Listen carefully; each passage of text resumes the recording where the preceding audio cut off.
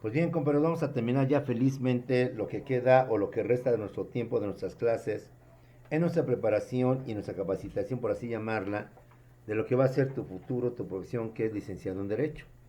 Y la importancia que tiene esta materia de Derecho Romano con los que pasamos a ver en clase anterior y de hecho en clases anteriores, pero que poco a poco vamos entendiendo su relación con lo que hoy tenemos. Quitemos ese pensamiento que muchas veces manejan los jóvenes. Oiga, maestro, ¿y para qué historia? Yo todavía ni había nacido. Y a mí qué me importa lo que pasó si yo todavía no había nacido. Además, ya son hechos viejos, ya no tiene nada que ver. Pues como te he estado explicando, he estado haciendo ver la importancia de esta materia, por lo cual CETEC, tu universidad te la está dando dentro de tu plan de estudios, es justamente entender las instituciones. Hoy estamos revestidos de un poder legislativo, de una Cámara de Diputados, una de senadores, hoy le llamamos la Cámara Alta y la Cámara Baja. Hoy hablamos dentro del sistema parlamentario de lo que viene siendo otro tipo de poder legislativo donde tiene primacía sobre el Ejecutivo, y en el régimen presidencial, que es el nuestro, es el Ejecutivo el que tiene primacía sobre el Legislativo. ¿Cómo se han ido gestando? ¿Cómo se han ido generando y creando estas instituciones? Que si bien se mantiene su nombre o su término, han cambiado en cuanto a sus funciones, pero que al final sus funciones, si bien son diferentes, al menos la esencia, el origen y las razones por las cuales se han dado se mantienen. Hoy estamos en sociedades más complejas, más difíciles, en sociedades con otro tipo de organización, otro tipo de sociedad, pero no que por ello han dejado de ser caducas, viejas o sin razón de ser. Antes bien, siguen existiendo, siguen subsistiendo para el bien de lo que viene siendo nuestro mundo actual, nuestro mundo contemporáneo. Regresar al pasado, como decían por ahí una vez que escuché o que leí una definición de historia, que decía, historia es estudiar el pasado para poder entender el presente. Es decir, la historia no es una ciencia nada más de fechas, de sucesos, de acontecimientos sin razón y sin ser, no. Historia es entender cómo se dio la evolución del ser humano, la evolución de las ciudades para entender por qué este mundo está como actualmente está, por qué este mundo se presenta como actualmente se presenta y como actualmente se encuentra, compañeros. Entender el origen de nuestras instituciones es entender nuestro presente. Y obviamente entender nuestro presente es tratar de comprender lo que viene siendo nuestro futuro. El presente, perdón, el pasado viene siendo la causa del presente. El presente va a ser la causa del futuro. El futuro va a ser una consecuencia, un efecto del presente. Como el presente es una consecuencia, es una causa del pasado. No es un juego de palabras, no es un juego de galimatías, es entender en esencia lo que es historia. Quitémonos por un ratito, compañeros, ese concepto que lo he escuchado con mucha tristeza entre muchos jóvenes. Y no solo de historia, de todas las materias. Oiga, yo para qué quiero estudiar geografía, a mí no me importa, además yo quiero ser médico. ¿Qué tiene que ver la geografía con la medicina? Oiga, yo quiero ser licenciado en Derecho, ¿por qué me enseñan tantas matemáticas? ¿Qué tiene que ver con tantas matemáticas que trigonometría, que cálculo diferencial, que cálculo integral, que geometría y trigonometría? Si a mí lo que interesan son las leyes. Bueno, poco a poco entendemos que un profesionista no se entiende si no tiene lo que viene siendo, como vemos, justamente cultura general. Un profesionista debe tener dos cualidades: uno, ser un experto, un especialista, un conocedor de su profesión, que lo conviertan en toda una eminencia, en todo un especialista admirado y querido por sus conocimientos, por sus vastos conocimientos. Pero no podemos concebir a un profesionista sin un nivel cultural, donde no se pretende que seamos todólogos. Hoy se pretende que sepamos y podamos entender este galimatías, este mundo de lo que viene siendo la ciudad en términos generales. Un ejemplo, y para que nos quede claro. Aunque yo no soy doctor, ni quiero ser doctor, ni me interesa quizá la medicina, es más, odio la medicina. En caso de que tuviéramos un pariente nuestro enfermito del corazón, sabemos que hay un experto en enfermedades del corazón llamado cardiólogo. ¿Ya vieron? Para eso sirve la cultura. Que aunque yo no quiero ser doctor ni me interesa la medicina, sé que en caso de que uno de mis parientes, de mis seres queridos, se enfermara y está mal del corazón, ya no es necesario llevarlo con el doctor general, ya no es necesario mandarlo con el médico general. Necesita mi enfermito una atención especial de un cardiólogo. Si uno de mis parientes, seres queridos, tuviera un infarto cerebral, ya no solamente infarto del corazón, sino infarto cerebral, me queda claro que mi pariente necesita un especialista llamado neurólogo. ¿Y qué es lo que me permite distinguir entre el neurólogo y esto? Y cuando yo tenga a mis hijos, bueno, yo ya no, tú sí. Tengas a tus hijos y se enferman, sabrás que hay un médico especialista en niños, en enfermedades propias de los niños, que es muy diferente del cuerpo de un niño al cuerpo de un adulto, y que si bien un médico general lo puede atender, no hay nada como un especialista justamente en este tipo de seres llamados infantes, que sería el pediatra. Y ahí la importancia, jóvenes. A lo mejor tú y yo no somos médicos, pero entendemos qué es el paracetamol o para qué sirve el paracetamol, qué es la ampicilina o para qué sirve la penicilina. En consecuencia, jóvenes, ojalá, así como traté de imbuirte la importancia de filosofía del derecho, luego también imbuirte la importancia de lo que es un derecho romano o por qué tenemos que estudiar esta ciencia histórica, esta ciencia del pasado. Y espero que no me salgas con tus comentarios o espero que ese pensamiento que alguna vez tuviste, hay historia, ¿y por qué Roma? ¿Qué tiene que ver Roma con derecho? Ya lo estamos percibiendo, percatando, espero, esa es mi intención, espero lograrlo, ya entendiendo la importancia de esta ciencia o de esta parte del derecho llamado derecho romano. Y como te he dicho, CETEC y muchas escuelas tienen esa virtud que mantienen esto. Sí he visto algunas escuelas que han quitado esta materia. Posiblemente para muchos jóvenes pues es una alegría que la hayan quitado. Si lo ves desde el punto de vista de que la historia que tiene que ver con el derecho. Pero para otros yo soy de los que aplaude la decisión de que CETEC haya mantenido esta materia, la haya conservado porque es de suma importancia para tu preparación, como lo fue filosofía, que a lo mejor en su momento oportuno también lo viste como una materia, un relleno, una paja. No, tiene su razón de ser. Bueno, regresando pues a nuestro tema, compañeros, estamos viendo cómo Roma ha evolucionado en su aspecto político, lo vamos a ver cómo evoluciona en su aspecto social y sobre todo en su aspecto jurídico. Roma, como todo pueblo, toda civilización, siendo una aldea de artesanos, una aldea de pastores, de agricultores, de repente, tal vez no de la noche a la mañana, pero sí a través de los siglos, se convierte en todo un imperio, en todo un poderío, en todo un amplio dominio. Y es justamente Roma la última de las grandes culturas, la última de las grandes civilizaciones, que cuando cae Roma, a través del Imperio Romano de Occidente que vamos a ver en esta clase, se acaba y termina la llamada Edad Antigua para dar lugar a lo que conocemos con la segunda etapa histórica llamada la Edad Media, el feudalismo, la época feudal o el medioevo. De esta manera, Roma es tan simbólica, es tan importante, que cuando cae justamente Roma, la capital del Imperio Romano de Occidente, se señala como la fecha, el acontecimiento, el ícono que marca la terminación de la Edad Antigua para dar pauta y dar comienzo a una segunda etapa histórica conocida como la Edad Media.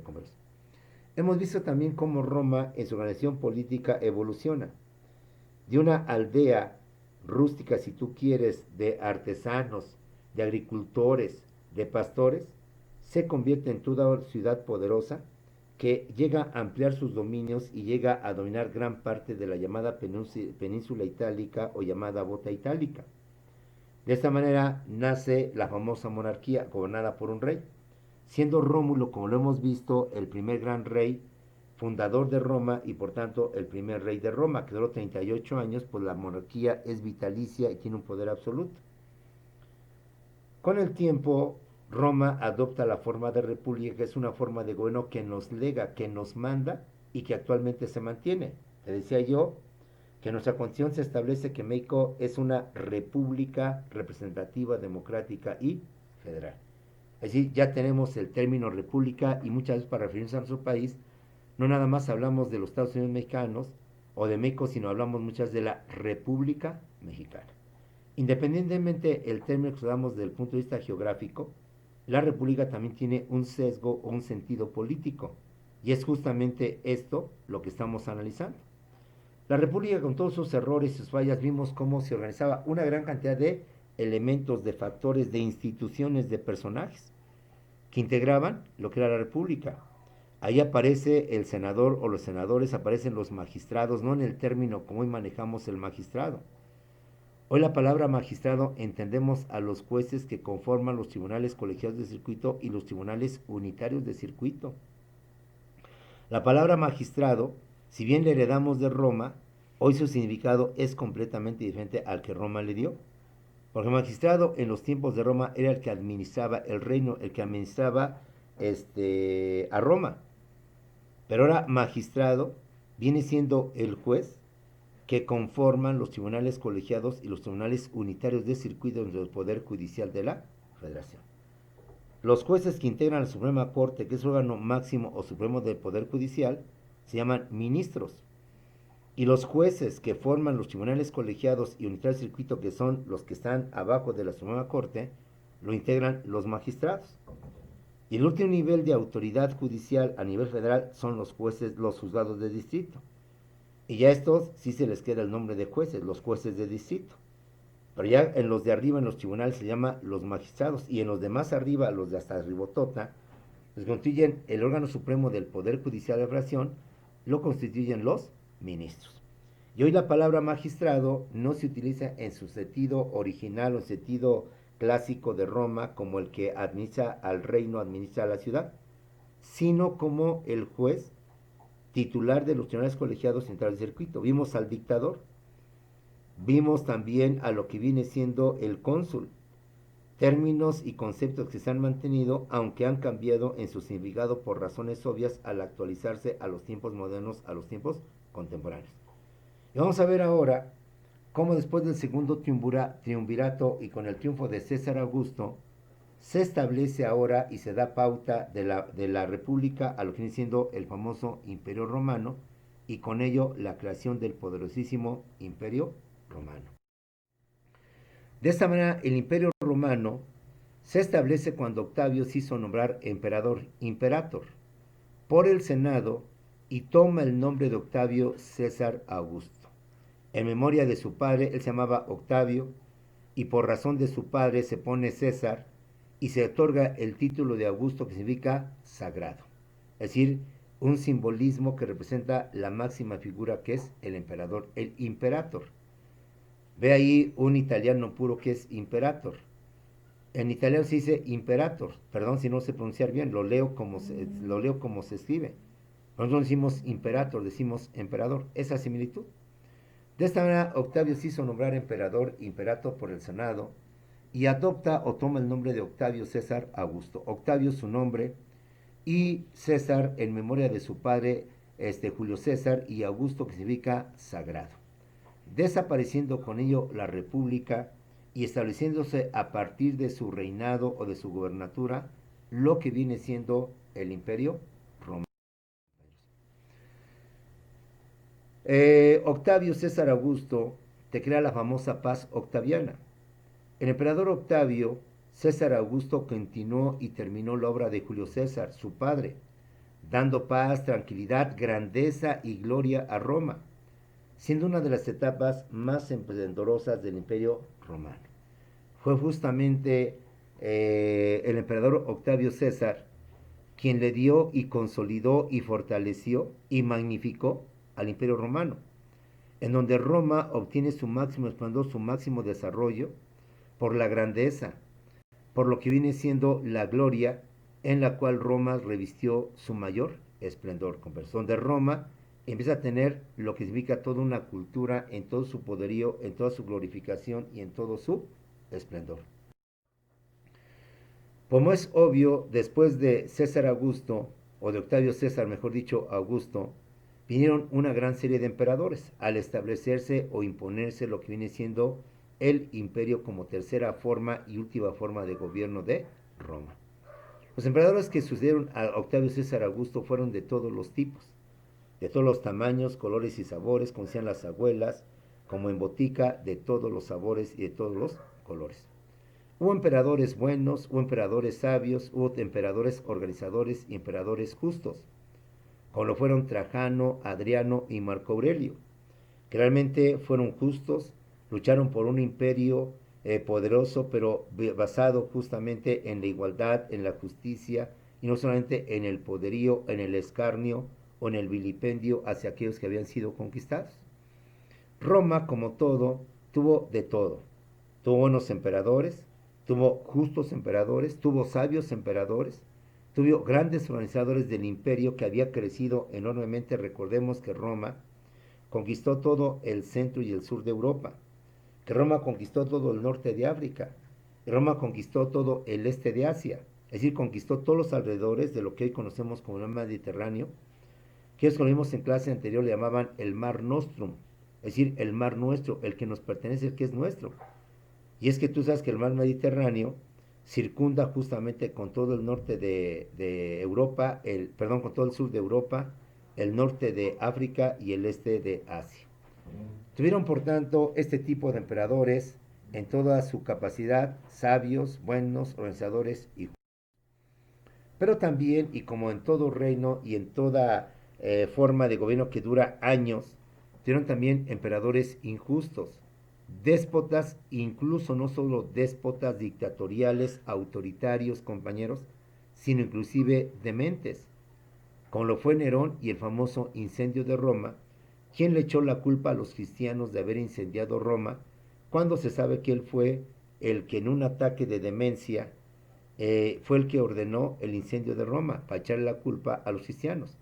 O de Calígula, otro demente que según cuenta la historia, que incluso se acostaba con su caballo y que incluso a su caballo llamado Incitatus lo nombró como cónsul de Roma. Y así por el estilo. Por razones de tiempo, por razones de nuestra materia, nada más damos un pequeño bosquejo en suma general y en suma total de algunos de los emperadores.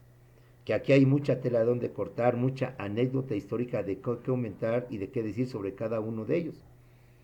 Así como hablamos de emperadores buenos, justos, organizadores, hablamos de emperadores no solamente injustos, déspotas, arbitrarios y dictatoriales, sino incluso de emperadores dementes como fueron Nerón, el incendio de Roma, o de Calígula y su caballo Incitatus, al cual nombra como cónsul de Roma. En suma total, Roma en aquel tiempo tuvo 47 emperadores. Y reiteramos, como en botica, de todos los colores, tamaños y sabores. De todos estos emperadores que dieron gloria, magnificencia y esplendor a Roma, destaca también Constantino el Grande. Constantino el Grande fue el que fundó la ciudad de Constantinopla, lugar que antes se conocía como Bizancio, pero que Constantino, en base a su nombre, le pone Constantinopla, como la nueva capital del imperio para defenderse de los pueblos bárbaros, que ya para entonces atacaban y con el tiempo iban a derrotar a Roma y sucumbir, por tanto, con la llamada o el llamado Imperio Romano de Occidente.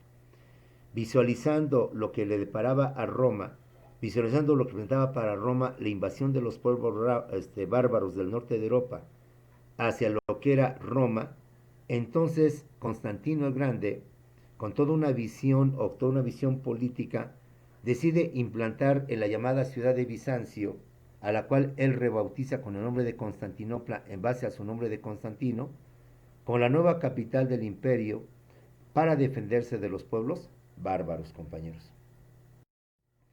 Otro de los grandes emperadores, Constantino fue el primer emperador que aceptó la religión de los cristianos.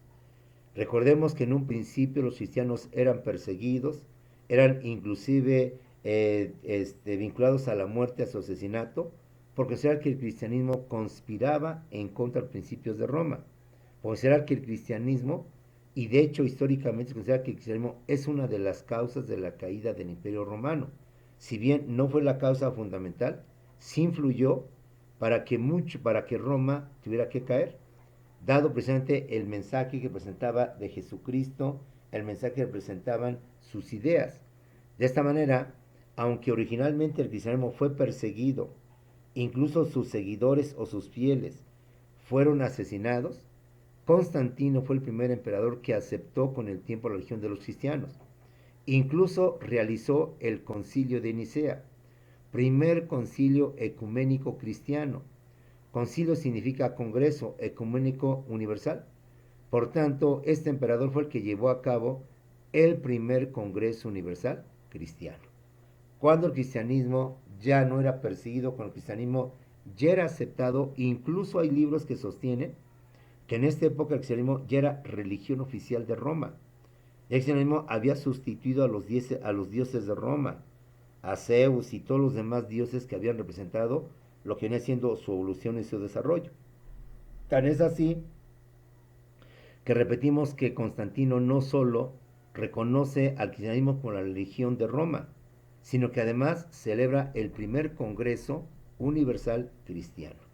para que ahí se celebre justamente en Roma lo que era su enemigo, principal enemigo, ahora lo convierta en unos principales aliados. Aunque hay que reconocer, reiteramos, que para muchos historiadores el cristianismo, las ideas de Cristo Jesús, fueron causa fundamental, quizás no la única o la más importante, pero sí muy fundamental, para la caída del Imperio Romano, compañeros. Otro gran emperador de Roma fue Teodosio. Teodosio llevó a cabo la famosa división del Imperio Romano. Roma, como lo vemos ahí, compañeros, en nuestra diapositiva, se presenta en colores lo que abarcó Roma. Todo el centro y parte del norte también y del sur de lo que hoy es Europa. La parte norte de lo que viene siendo África y la parte este de Asia. Lo que está Egipto, lo que hoy viene siendo Grecia, lo que hoy viene siendo también Jerusalén, lo que viene siendo toda esa parte de ahí. Teodosio, después de Constantino, le siguió el emperador Teodosio. Entonces tuvo la fortuna o tuvo el desacierto, la historia lo dirá o usted lo podrá determinar, repartió y dividió el imperio romano entre sus hijos, formándose de esta manera dos imperios, el imperio romano de Occidente con su capital en Roma, el imperio romano de Oriente con su capital en Constantinopla, que ya habíamos dicho, la fundó Constantino, institución de Bizancio, y en base a su nombre, Constantinopla. Además se hizo por razones estratégicas. Comprenderás que tan vasto territorio, tan vastas tierras, tan vasto que era Roma, ya resultaba imposible que desde Roma se gobernara a todo el mundo o gran parte del mundo. Por eso no estuvo por demás que Constantinopla se encargara de la parte oriental y Roma se encargara de la parte occidental, como se ve en la gráfica. Y de esa manera darle una mejor organización, una mejor coordinación y un mejor dominio sobre todo lo que venía siendo el Imperio Romano, que para entonces ya estaba en su máximo esplendor, en su máximo auge, gobernando y dominando gran parte del mundo, compañeros. ¿Cuál fue la caída por la cual el entonces poderosísimo Imperio Romano cae? Son muchas las causas. Dentro de las muchas causas que se mencionan, hablaremos de algunas de ellas. Las causas que provocaron la caída del Imperio Romano, además del cristianismo, que si bien se menciona como una de las causas, mas no como la principal, sí influyó enormemente para que Roma llegara a caer. En primer lugar, como vemos, la soberbia, la tiranía de los emperadores nefastos que tuvo Roma, que obviamente se explayó sobre la plebe, sobre los plebeyos, sobre los esclavos, de todos aquellos pueblos que habían sido conquistados. Muchos emperadores sometieron a sus conquistadores, a sus conquistados, perdón, a través de la fuerza, a través de la mano de hierro, a través del brazo fuerte, a través del exterminio, a través de la explotación y la esclavitud a la cual llevaron a los que antes eran hombres libres y los convirtió simplemente en esclavos. Ya veremos que en Roma el esclavo era considerado como un objeto. El esclavo no era visto como un ser humano que respira, un ser humano que tiene necesidades, sino como un objeto, como una cosa. Por lo cual, el romano podía disponer libremente del esclavo. Es decir, que recordemos que el esclavo era objeto de subasta, era objeto de venta, como si fuera un producto, y vendido al mejor postor, al quien diera mayor dinero por ese objeto, por esa cosa llamado esclavo. Esta tiranía, esta forma dictatorial, esta forma nefasta de que algunos gobernadores, a través de la mano de hierro, a través de la fuerza, fue lo que fue engendrando pues, el odio, el resentimiento y el deseo de acabar con el Imperio Romano. Pero no solo fue la soberbia, no solo fue la tiranía de algunos de los emperadores, que como hemos visto hubo de todo. Hubo buenos, pero también hubo malos. Hubo justos, pero también hubo injustos. Hubo tiranos, hubo déspotas, hubo pues dictadores que afectaron enormemente a los pueblos conquistados. De igual manera, las excesivas cargas que le imponía Roma a los pueblos conquistados y al pueblo en general, en donde estas excesivas cargas que se le imponía al pueblo para que pagaran la vida licenciosa, dispendiosa que tenían los gobernantes. Una etapa en que fue tanta la riqueza que llegó a Roma, tanto el oro, tanto las ganancias, por así llamarlo, que llegaban a Roma por todos los pueblos conquistados, por todos los tributos que les rendían los pueblos a Roma, que Roma se llenó de dinero, se llenó de fastuosidad, se llenó de lujo, se llenó de oro, y no solo material, sino se llenó de soberbia, de altanería, se llenó por tanto de podredumbre, se llenó por tanto de corrupción. Toda esta vida licenciosa que sus gobernantes tenían, que llevaban a cabo, es lo que también provocó que se perdiera un momento el sentido objetivo, el sentido claro, que no tuviera una conciencia objetiva, una conciencia clara de lo que era el imperio. Y poco a poco esta situación viene empeorándose y vino a tener como consecuencia la caída del imperio romano. Una causa más fue solamente los excesos de todo tipo en que se envolvieron los romanos. Es muy típico hablar que en Roma se daban las famosas orgías, los famosos bacanales, fiestas donde había de todo, sexo, mujeres, hombres, bebida, alimentos, a más no poder. Se cuenta que en aquellos tiempos era tanta la comida tan abundante, tan exquisita y tan rica, que la gente ya llena iba a los baños, provocaba el vómito, había una especie como de cucharas, no sé cómo decirlo, provocaban el vómito, justamente para devolver todo lo que habían comido y volver una vez más a comer esos ricos manjares, esos platos suculentos y seguir con sus fiestas. Era típico escuchar que en Roma había orgías. En un momento en que era tanto el alcohol, tanto habían tomado que hombres y mujeres se desnudaban y que tenían relaciones entre todos, una promiscuidad absoluta. Era también típico las anécdotas de los bacanales, ir fiestas de alcohol, vino a más no poder, comida a más no poder, abundante, insisto. Era tanto los excesos que los mismos romanos iban a los baños, vomitaban, justamente para regresar y seguir comiendo y seguir haciendo este proceso, y por los bacanales y las orgías era una cosa común en Roma. Estos excesos que envolvieron a toda la clase romana, a los patricios, los hizo perder su sentido, su justo razonamiento. Y a la postre vino a provocar justamente este tipo de deterioros, este tipo de sociedades disfuncionales, sociedades donde unos cuantos tienen de todo, unos cuantos disfrutan, es más, hasta desperdician, hasta vomitan, hasta echan a perder las cosas, mientras la gran parte del pueblo y de los pueblos sometidos vivían en esclavitud, maltratados, explotados, tratados como objetos, como cosas sin derechos, sin forma de poder reclamar, sin forma de pedir justicia, sin forma de pedir otro tipo de cuestiones. De esta manera, los excesos de todo tipo que murieron a los romanos fue una de las causas más que sucumbieron y ellos mismos provocaron su derrota, provocaron por tanto su caída. Aparejado esto vino la corrupción y la pérdida de valores y tradiciones. Algo que se menciona mucho de Roma y que usted lo conoce mejor que yo era el famoso circo romano.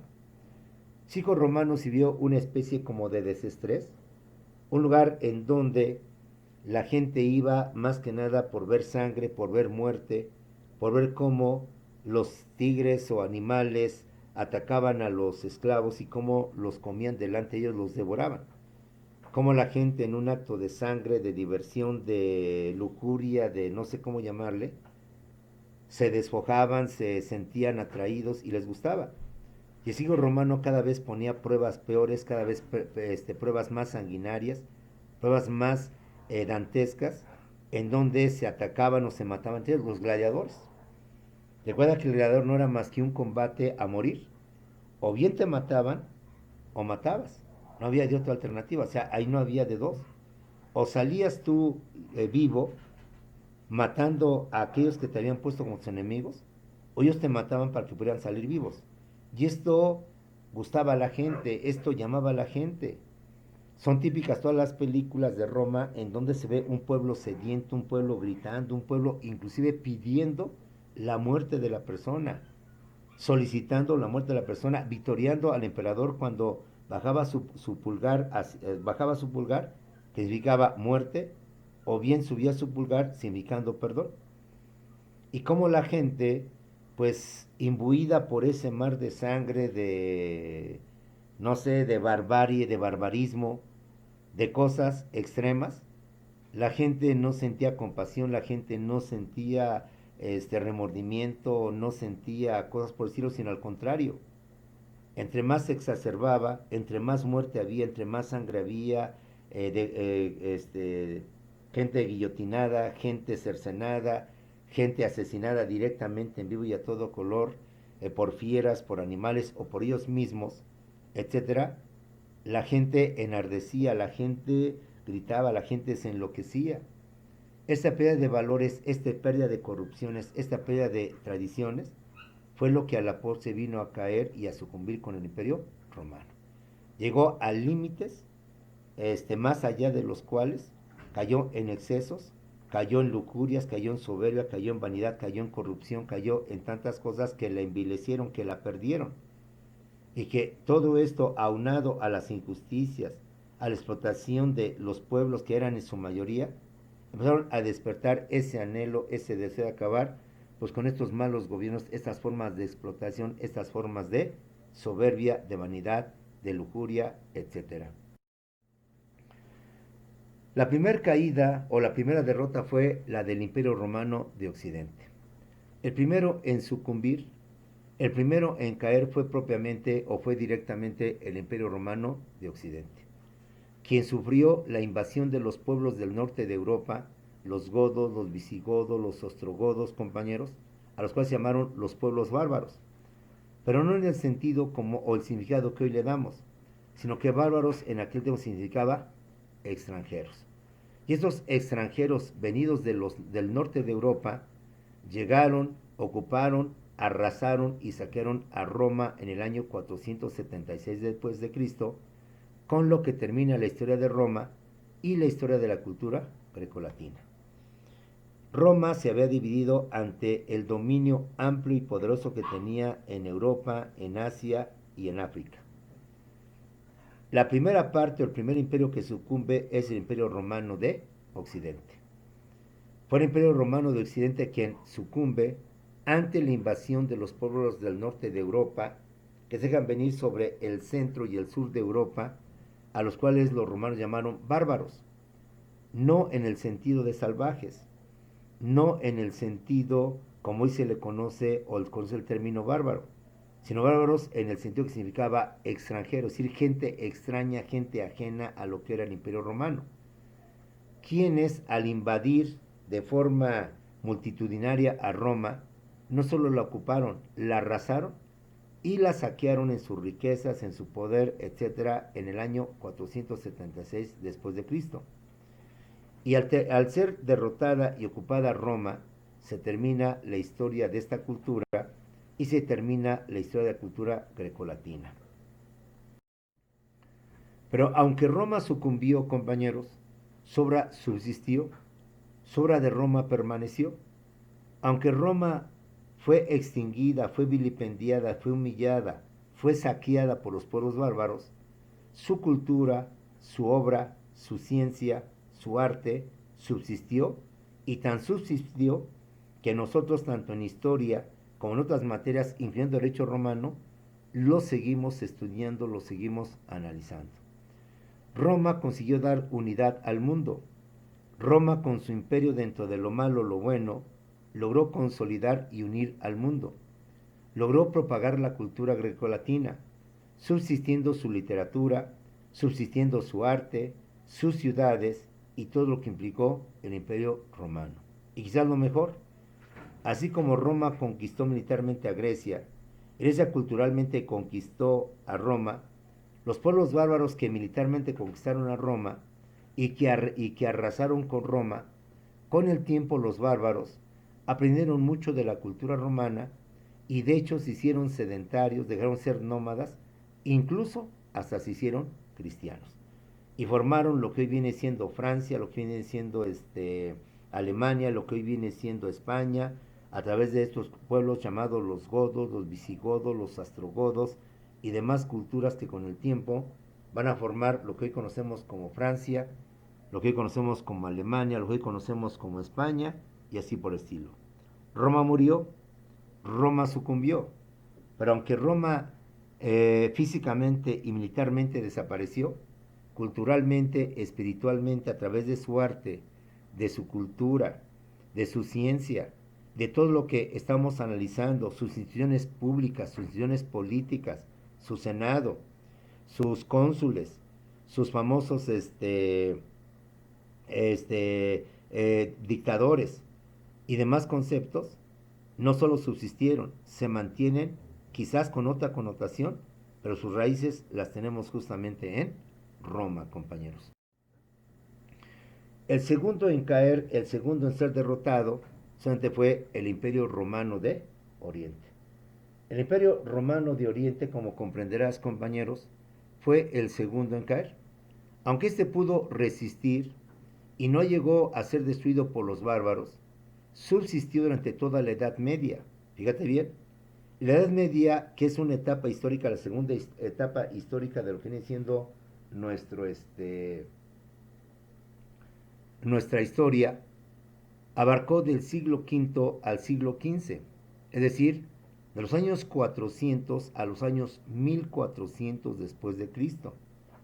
El Imperio Romano de Occidente, perdón, el de Oriente, con su capital Constantinopla, logró mantenerse durante toda la etapa, durante toda la época de la Edad Media. Logró no solo resistir a los bárbaros, quienes acabaron con lo que venían siendo los famosos Imperio Romano, sino que además subsistió y se mantuvo, ven nada más, cerca de 1000 años. Del año 400 al año de 1400, hasta que en el año de 1453 sucumbió por la invasión del Imperio Turco. Y con la caída del Imperio Turco, desaparece, por tanto, lo que viene siendo el Imperio Romano. Y no solo esto, sino que queda, por tanto, extinguida lo que algún día fue esta gran cultura, que como puedes ver, aunque la principal, que fue Roma, desapareció hace más de 1000 años, su hermana, por así decirlo, la parte de Oriente, se mantuvo durante más de 1000 años, hasta que en 1453 Roma fue conquistada en el año 476 y Constantinopla en el año 1453 por la invasión del Imperio Turco. Y con esto se señala también una fecha de forma icónica para marcar la terminación de la Edad Media y dar lugar a lo que se conoce como la Edad Moderna, con el Renacimiento y con la famosa Ilustración. Ve por tanto cómo Roma, en sus dos momentos, con la caída del Imperio Romano de Occidente y Roma, se termina la Edad Antigua. 1000 años después, con la caída de la segunda parte del Imperio Romano de Oriente, se marca la terminación de la otra etapa histórica llamada como la Edad Media, la época feudal, el feudalismo. Con esto, compañeros, terminamos la organización política, nos falta todavía más. La organización política, resumiendo, por tanto, Roma, de una aldea quizás insignificante en su momento oportuno, de simples agricultores y de pastores como todas las civilizaciones, ¿quién lo iba a decir? Se convierte en el poderosísimo imperio que habrá de marcar la conquista de Grecia y que junto con ello habrá de marcar la cultura occidental, la cultura grecolatina o la cultura grecorromana, de la cual nosotros somos sus herederos, de la cual, a pesar de la distancia geográfica y del tiempo, nosotros manejamos muchas de sus instituciones, y lo vamos a ver más en el derecho, lo estamos viendo en la política, lo vamos a ver más no solamente en el arte y en la literatura. Pues llamamos derecho, ahora no solamente vemos la importancia de Roma en cuanto a su herencia, que fue literatura, filosofía y demás cosas, arte. Lo vamos a ver también en lo que viene siendo el derecho. Y Roma, siendo tan poderosa, marca la caída de Roma con lo que es la terminación de la Edad Antigua, y con la terminación de Constantinopla, Imperio Romano de Oriente, la terminación de la llamada Edad Media, época feudal o feudalismo, que, hay que reconocerlo, duró mucho tiempo, más de 1000 años. Del siglo V al siglo XV, los años 400 a los años 1400, compañeros. Vamos a ver ahora la organización social. La organización social de Roma estuvo conformada principalmente por los llamados ciudadanos y los no ciudadanos.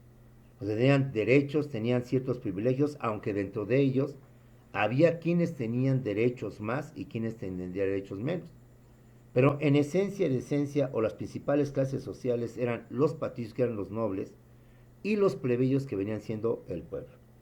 Cabe decir que esta sociedad o esta división social de clases sociales no fue exclusiva de Roma. Todas las culturas antiguas que visualizamos a grandes rasgos, Egipto, Fenicia, Persia, Babilonia, tenían esa característica, es decir, era algo propio de esta primera etapa llamada Edad Antigua, en donde aún no se conocía lo que eran pues la libertad, los derechos ciudadanos. De hecho, no existía la clase ciudadano o el término ciudadano. Quienes pertenecían a un imperio, llámese Fenicia, llámese Persia o llámese Grecia o Roma, tienen la calidad de súbditos. Un súbdito no era un ciudadano, un súbdito era una persona que obedecía fielmente, ¿sí?, ciegamente a su emperador. Un súbdito era una persona sin derechos, sin libertades, nada más con las que el emperador o la máxima autoridad les daba esa autoridad. Por lo tanto, la división social, compañeros, no fue exclusiva de Roma, no fue propia de Roma. Fue la forma o la característica propia de cómo se organizaba la sociedad en aquellos tiempos entre griegos, romanos, fenicios, de Babilonia, egipcios y demás culturas.